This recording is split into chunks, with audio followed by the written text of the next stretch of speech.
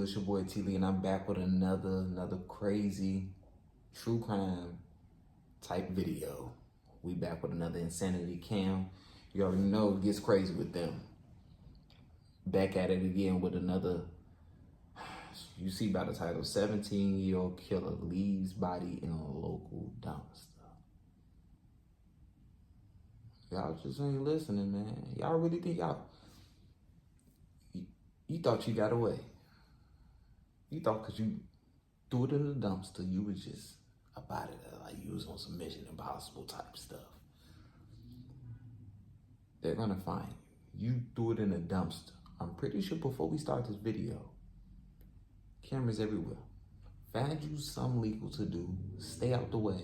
Make you some money. Stay out the way. Take care of your family. Take care of yourself too. Stay prayed up and stay out the way. Make sure y'all like and subscribe. Turn on that post notification bell. Let's get started, man. Police are at the Morning Tree Park apartment complex after reports of a dead body in the area. Lying next to the dumpster is a body with multiple stab wounds so brutally beaten that it's nearly unrecognizable. And that's when, hold on. Stuff like that lets me know it be personal. When you can't even identify the person that's dead, that's when you know it was personal. Or that's how I look at it. Other people might not even look at it like that. But when you can hardly identify the body, that's when you know it was personal. Her jaw was like broken. I just seen that.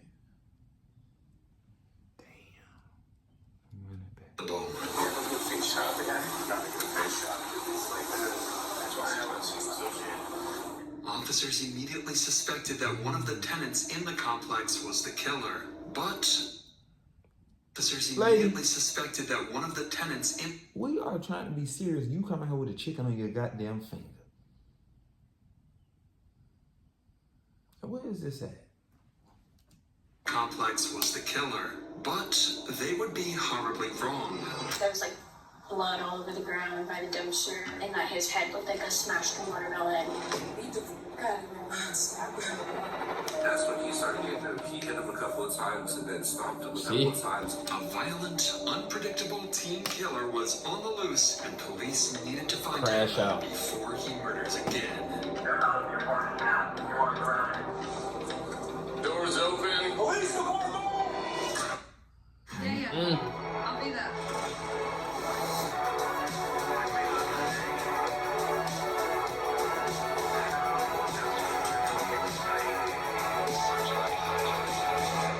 Them don't look so bad. Black and white. Shit. Wix. Come on One now. platform. Any website. Unlimited creation. Describe. In the early morning of July 30th, 2023, Lakewood police received a call from the Morning Tree Park apartment complex. The caller reported finding something next to a dumpster, describing it as gruesome. Officers were quickly dispatched to investigate. So who's the one that saw him? Who called? You guys hear? Me. So what happened? What did you see? Like, how did this all...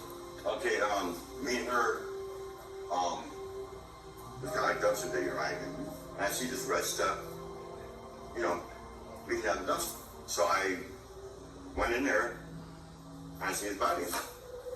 While dumpster diving, Ted had come across blood leaking out from under the dumpster. When he looked inside, he found an elderly man lying lifeless, bloodied and beaten until his face was no longer recognizable. That better not have been his Officers now granddaddy needed or to something. identify both the victim and the person responsible. Fortunately, there was someone at the complex who could help them with the former. So... I see his blood. Yeah, so I'm just trying to figure out if you might... Sounds like that he's one of your residents. Like what? This is Ryan, the apartment complex manager, and he's going to be vital in finding out who the victim actually is.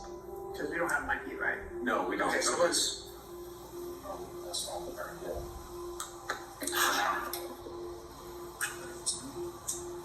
So do you recognize this guy? Obviously, that's not the best picture, but you think you know who he is? Possibly. If I see the picture, it'd be better to identify now. How about you just give me the name, I can bring up to DOL.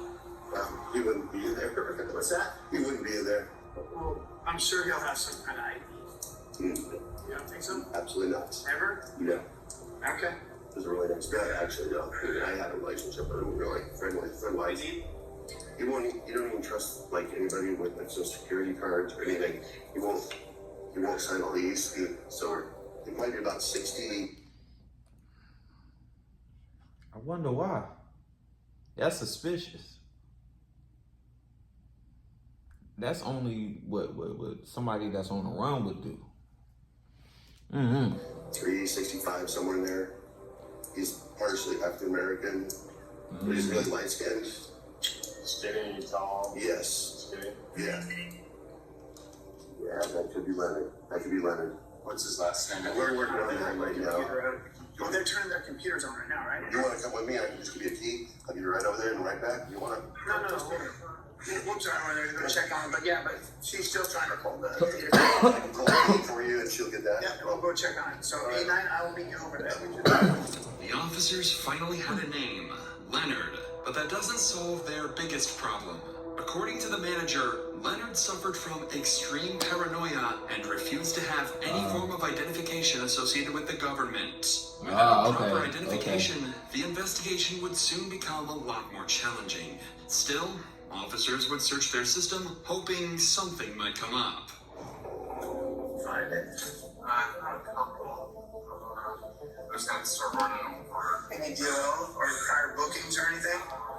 There's bookings. That's.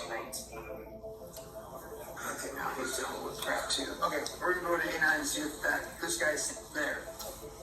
Okay. So Megan, no, do you mind talking to my partner? He's the one that's primary. Okay. We're gonna go check that chicken on apartment. him, Let's make sure chilling. no one in there. But if you want to sit down and hang out, Finger made of While steel. officers continued searching the database for possible matches, others went to check the supposed victim's apartment, and with help from the manager, they quickly got the key.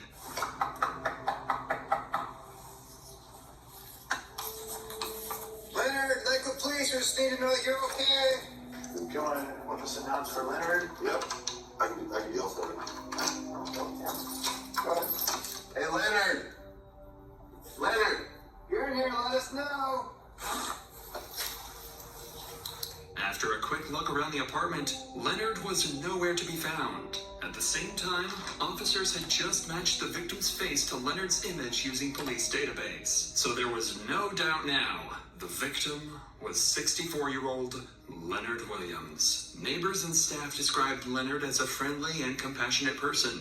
Although he often kept to himself, he was known to be extremely kind to fellow residents. But the investigation was far from over. Officers still had to determine who was behind the brutal attack and why. Back at the scene, one officer had discovered some crucial evidence that would bring the police one step closer to the killer. Okay, so if you walk that way, and actually, obviously it's dark at that hour, but if you walk that route that you just said, and somebody happened to shine their lights into the dumpster area, you would see him laying there. Was there any trash outside of the dumpster area, the path that you guys would have walked? This officer just picked up on something crucial. The area around the dumpster was extremely messy, and blood was leaking from it. Any person would have easily spotted that, let alone an officer.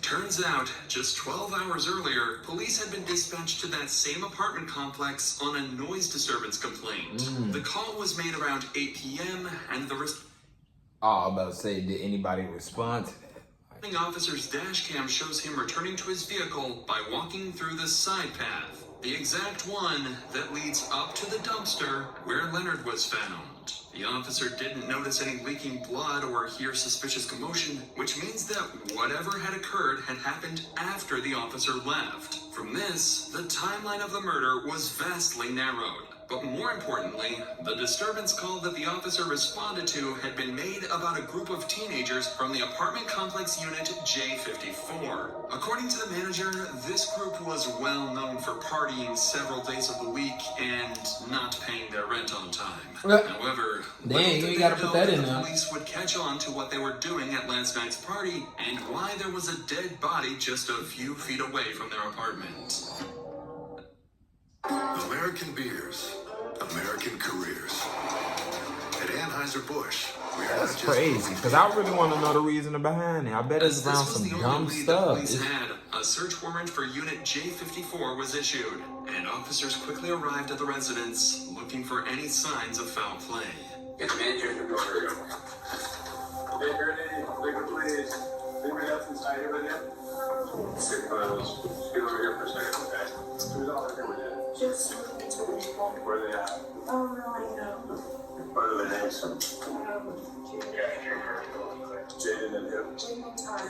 Jaden and Ty, come on out. Come on. Ty, come on out, liquor, please. This the trap house I see. It was still going this one. What's that? Going to the corner store. You went to the barber store? When officers arrived, Alina and we'd heard that Jaden were found before. inside the apartment. One of the teens named Ty seemed to have fled when officers arrived and was nowhere to be found in the unit. His friends claimed he went to the corner store to buy some snacks, but officers would soon discover that was a complete lie. For now, though, officers decided to interview the group, unaware one of them was about to confess to the gruesome details of Leonard's murder. Right. But before we continue, life can change in an instant. That's what happened in November 2000. $1 million. Green. The teens who remained in the apartment, Alright, let's get it. suspecting they know more than they've let on.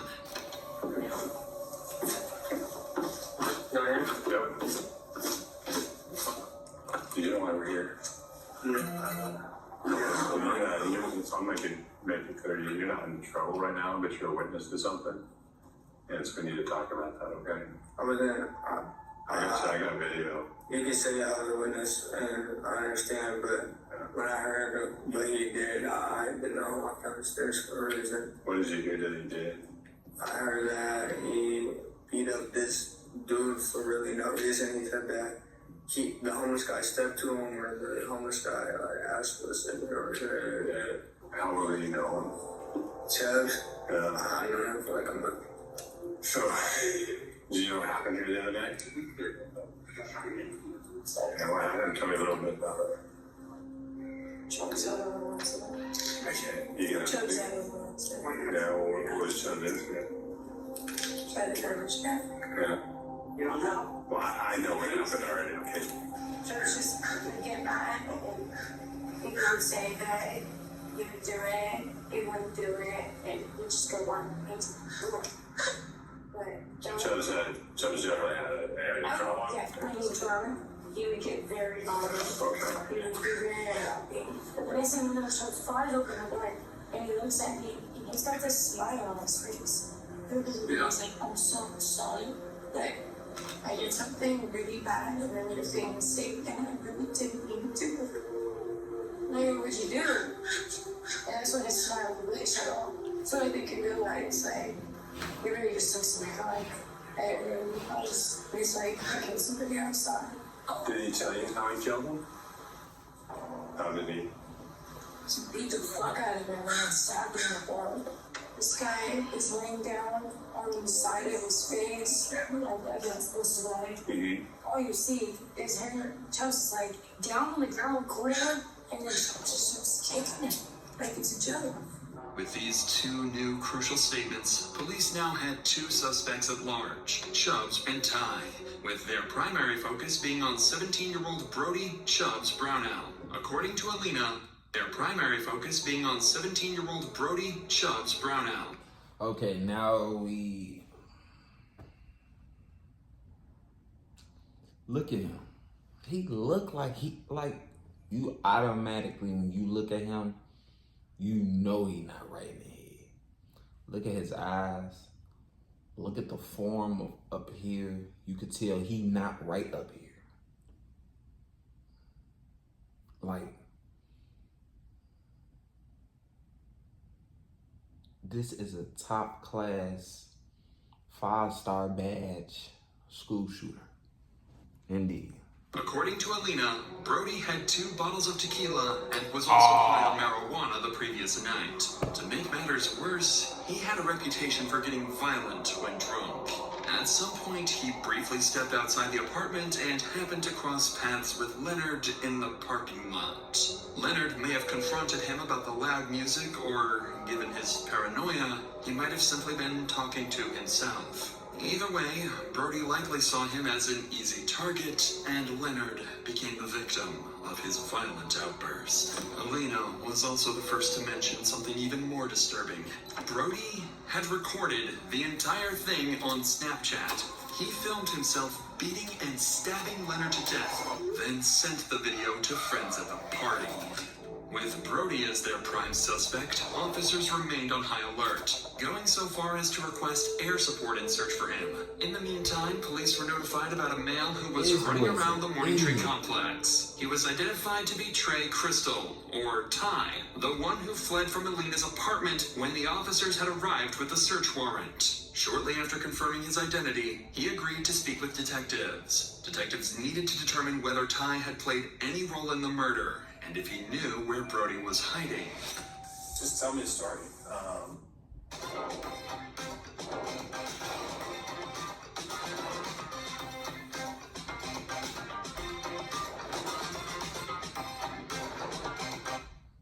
Just take me from the beginning to the end. What happened that night? Yeah, he ended up really drunk, and then he was like trying to fight everyone at the party, but no one would fight him because either they would win and then he was like backing down or stuff like that. Okay. So he couldn't fight anyone there, and so he went outside all mad. And then this homeless dude or whoever it was walking by, and then he was like, "Oh, keep stepping, keep walking." And then the homeless dude was like, "All right," and then he was like just walking away. And Chubb just started getting mad and then just like ran up on him and punched him. And then he just started stomping on him. After a minute or two, he went up inside and then he like grabbed the knife and everyone was trying to stop him. He went for overkill. Kind of scary with the knife because he was really drunk. According to Ty, he fled the apartment out of fear. Although Ty's statement aligned with those of other witnesses, police couldn't definitively rule him out due to his suspicious behavior. But for now, their priority was finding Brody. While the search was still ongoing, officers interviewed everyone who knew Brody to find out where he might have fled, including 2 of his best friends, Miguel Ventura and Dakota Johnson.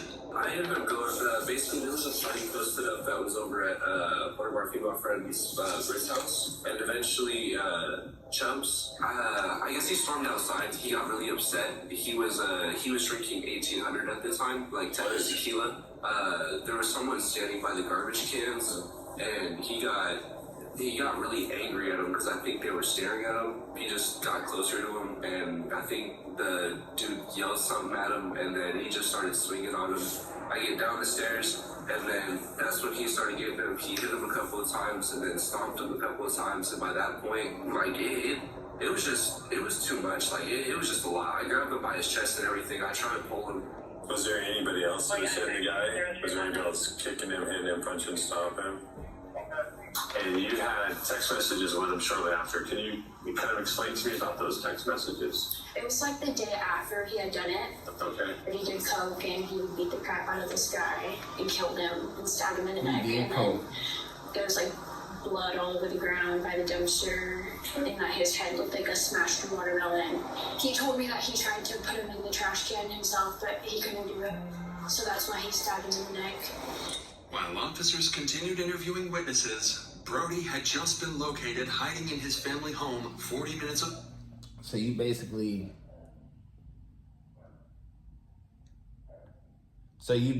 kill somebody for no reason. Kids, don't be under the influence if you can't handle it.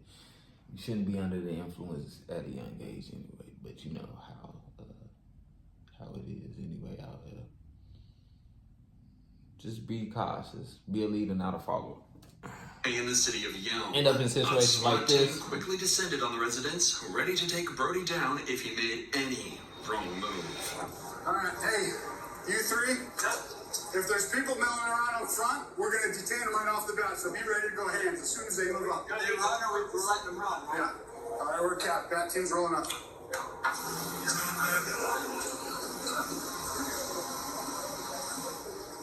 Male in the stairwell.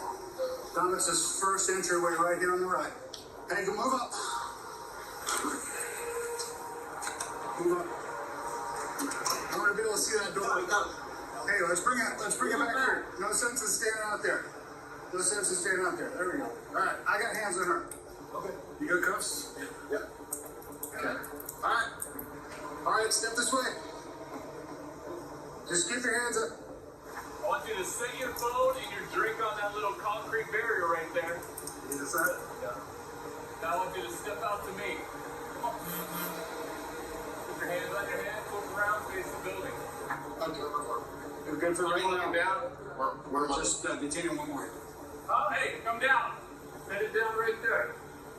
Now put your hands on top of your head and step over to me. I appreciate your cooperation.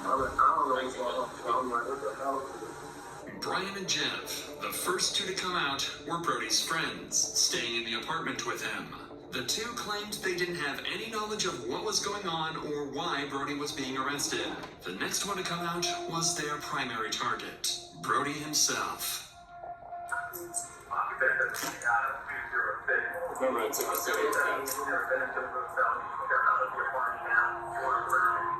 You guys can even hang here. We're just going to send an entry team out. Just one eye. Hey, Jay, just for your knowledge, cell phone and spray belong to white t-shirt.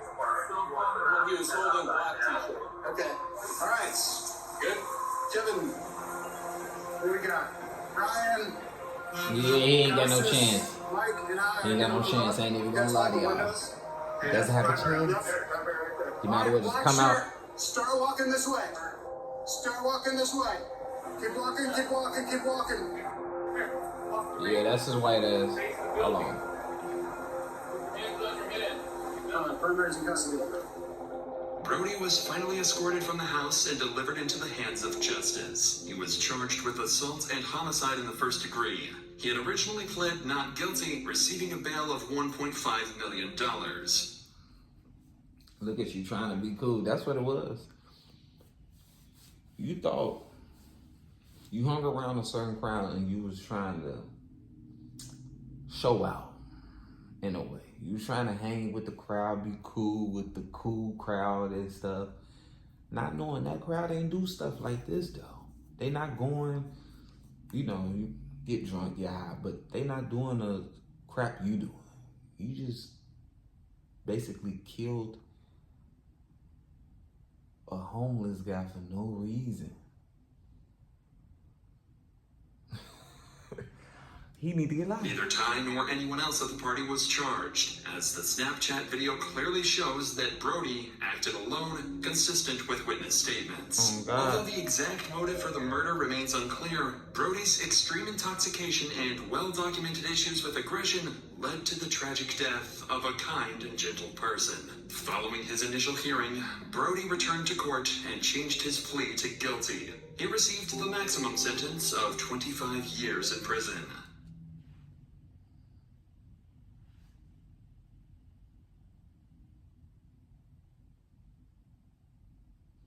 I don't know how I feel about this, man. He should have got life. He should have got life. He should have got life, bro. But I guess they're looking at it like, I don't know, they trying to, in a disrespectful way, trying to say it like it's a nobody. It's not that body. It's somebody important. You know, 25, bro, that ain't nothing. He should have got life, bro. But let me know in the comments what y'all think about this one, man. Make sure y'all tap in. Make sure y'all like, subscribe, turn on that post notification bell. You already know. We're on a road to 100K subscribers. And I'm out.